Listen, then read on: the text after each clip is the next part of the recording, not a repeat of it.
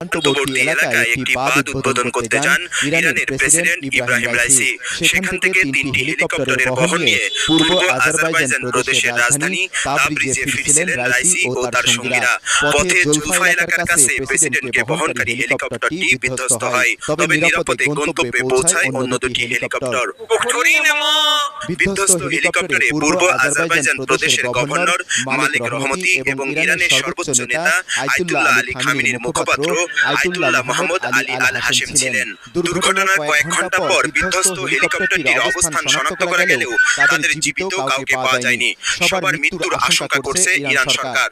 ইরানের সরকার নিয়ন্ত্রিত সংবাদ মাধ্যমগুলো বলছে রাইসিকে বহনকারী হেলিকপ্টারের সন্ধান পাওয়া গেছে। সেখান থেকে দুজন ব্যক্তি যোগাযোগ করেছেন তাদের সঙ্গে, কিন্তু বৈরী আবহাওয়ার কারণে উদ্ধার অভিযান ব্যাহত হচ্ছে বলে জানিয়েছেন ইরানের স্বরাষ্ট্রমন্ত্রী। প্রেসিডেন্ট সীমান্ত এলাকা পরিদর্শন করে